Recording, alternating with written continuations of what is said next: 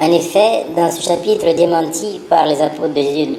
de Paul, quand il invite les gens à adorer Jésus, ce qui est l'idolâtrie, il apparaît que Jésus invitait les gens à adorer exclusivement Dieu seul, comme le montrent les versets de la Bible qui ne comportent aucune contradiction ni injustice à ce sujet. Dans le chapitre 4, verset 10, par exemple, selon Matthieu, Jésus a dit « Tu adoreras le Seigneur, ton Dieu, et tu le serviras lui seul ». Et selon Marc, en réponse à la question du scribe au sujet du premier de tous les commandements de Dieu, Jésus a répondu, chapitre 12, verset 29, « Voici le premier, écoute Israël,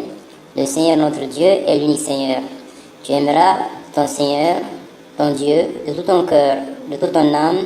de toute ta pensée et de toute ta force. Et voici le second, tu aimeras ton prochain comme toi-même.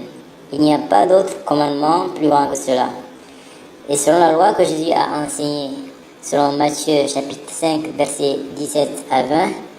Jésus a enseigné selon Exode, « Tu n'auras pas d'autre Dieu devant ma face, car il dit qu'il est venu pour accomplir la loi et non pour l'abolir. » C'est le premier donc c'est le premier et le plus grand des commandements de Dieu. Tous les exemples donnés ci-dessus, à travers les paroles de Jésus montrées durant toute sa vie,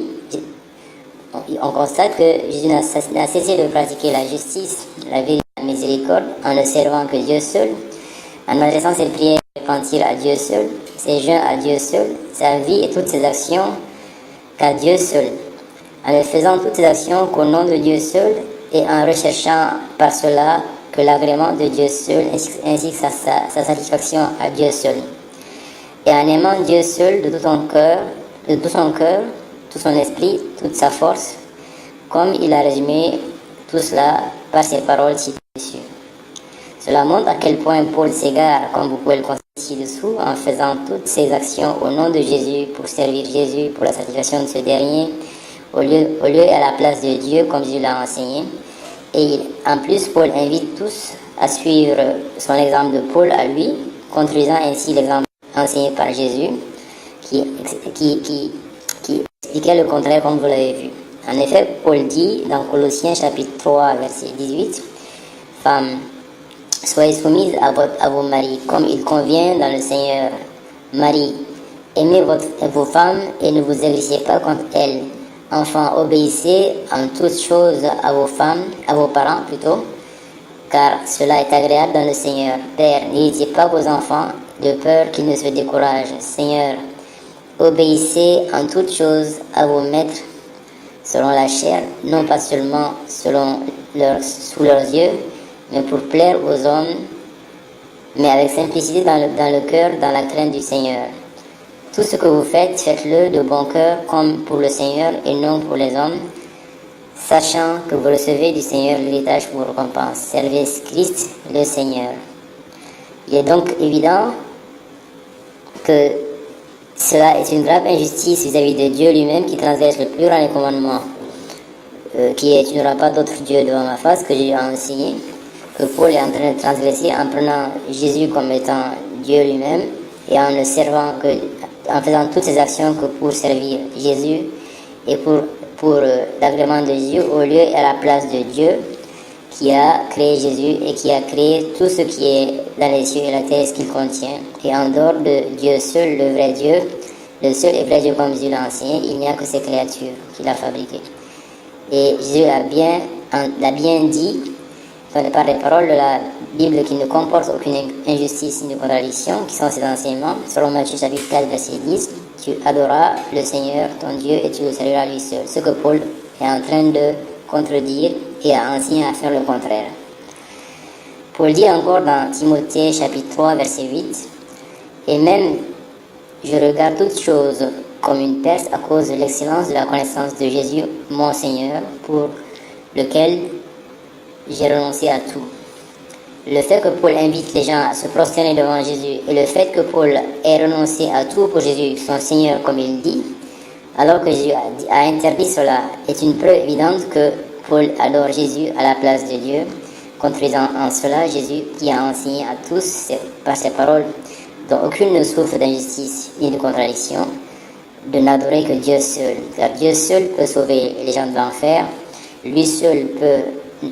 lui comme il l'a dit de lui-même, Jésus, lui ne peut rien pour lui-même. Il ne fait rien pour lui-même, il ne peut rien par lui-même. Et il doit lui-même pratiquer les 10 commandements en obéissant à Dieu, en montrant l'exemple, la meilleure pratique aux gens pour que lui-même soit sauvé. Et en cela, il a le soutien de Dieu, créateur des cieux et de la terre, et de tout ce qu'il contient et de toutes les créatures. Et tout le monde peut avoir le soutien de Dieu et être sauvé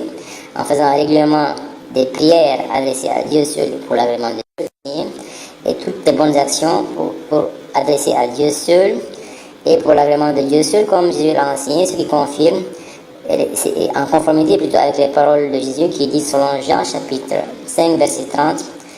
Jésus a dit, moi je ne peux rien par moi-même, selon Jean chapitre 8 verset 38 à 40, moi un homme qui vous ai dit la vérité que j'ai entendue de Dieu. Paul continue encore à contredire Jésus dans Timothée chapitre 3 verset 8 en disant, et je le regarde comme de la boue afin de gagner Christ. Jésus a enseigné que c'est Dieu seul que l'on doit rechercher à gagner la satisfaction, l'agrément, et si l'on veut être sauvé le jour dernier, comme le montre ces paroles ci-dessus, et dont celles qui disent selon Matthieu chapitre 4 verset 10, tu adoreras le Seigneur ton Dieu et tu le serviras lui seul. Mais Paul contredit Jésus en cherchant encore à gagner l'agrément de Jésus à la place de Dieu, en disant afin de gagner Christ. Ce que Jésus a contredit alors que j'ai enseigné le contraire de tout ce que Paul a dit. Jésus a enseigné encore par des paroles qui ne souffrent d'aucune injustice, car il